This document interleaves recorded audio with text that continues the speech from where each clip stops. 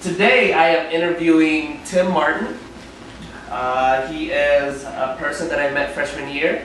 We will be discussing a transition he has gone through at a period of his life. So Tim, can you describe about an experience that caused you to transition from a position you're in now to another position? It's a good question. Actually, it was a couple of years ago, a little more than a couple of years ago, it was about 6 years ago. I was a junior in high school.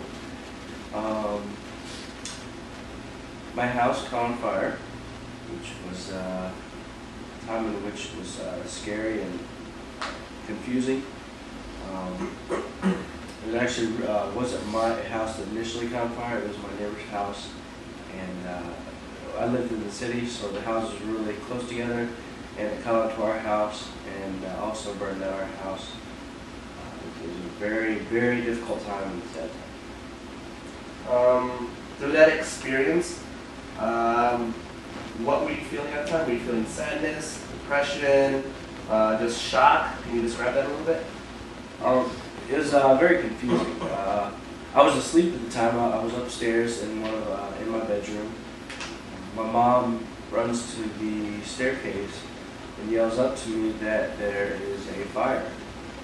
You know, at first I thought she was joking because I didn't smell any smoke or I didn't see anything. So I was like, okay, Mom, and then kind of back to sleep. But then, she yelled up a second time, and I knew after she yelled up the second time it was serious. And then I need to move to the exit of the house. Can you talk about the feelings you experienced the days following that tragic event? Once again, it was so confusing. It happened so quick. It's one of those things you never really expect to happen to you. You always hear about it, news happen to other people or happening to your friends. But I mean, once it hits home, it really hits home. And I was confused, scared. For a little while there, we weren't sure where we were going to be living.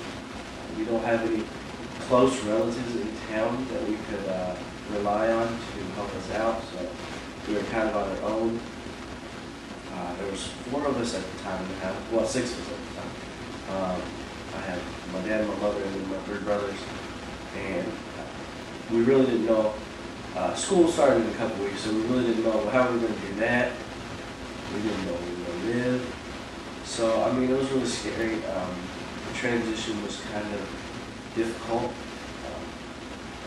Seeing as how we did move into a new district, so we didn't know any of the people, so it was really scary, and we didn't know what was going to happen. So. From that transition you were talking about, from your old house to your new house, can you kind of describe what went on between letting go of that new place that you were settled in into something that you had to re-comfort, I guess, yourself into a new situation? Can you describe from that moment in the beginning towards the moment in this new life, I guess, so to speak? Well, I'd say the day after, they were able to get us into a little house, definitely not suitable for 6 people. It was struggled there for a while. They put us out further out in the country. My mom was blind and my dad was deaf, so it is really difficult for us to get around. Neither of them drive at the time. So putting us out in the country kind of put us at a disadvantage. We've always rode the bus all our life, so being in the city, we have that resource. But when we were put out in the country without any type of vehicle, it was definitely scary. We didn't know what we were going to be able to do, what we were going to be able to eat, and so the next few days we just tried to get things figured out. We were running left and right, trying to figure out how we were going to do this. We checked and we looked up our area a lot to see what was near us. So getting past it probably took better half of a month or 2 because I don't think it really sunk into me that my neighbor had died until we went to the funeral, and that really shook me up a little bit because I knew it could be me because I was upstairs in the bedroom. And yeah, my mom really helped me through that process because she was there with me. She was really good friends with my neighbor also, and she really helped me get through it, and I couldn't have done it better. Tim, in this new life your family was thrown into, can you kind of put together in words the feelings you guys had? Was it good to be in a new house, new location? Was it bad? Can you kind of expand on that a little bit? I'd say at first it was bad. It was scary. We were all not familiar with the area that we lived in. They moved us out further into the country. We didn't have any friends there. We didn't know any people around us. So I mean, it was frightening at first, especially to have that change quickly. When you expect the change, you're ready for it. But when it happens so quickly and at a time you're not ready for it, it's really scary. We all chipped in together, worked as a team, and we lived a pretty happy life. I mean, we could. I mean, when we think about it, we could have been destroyed by fire. So I mean, you really got to treasure every day for what it is.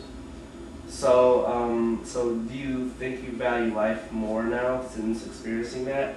Because it was kind of a big life-changing situation, I guess. Oh yeah, I definitely appreciate life every day for that. To see how quickly it can be taken away from you, from someone who's close to you, you've known for 8-10 years, it definitely brings a new spark into your life.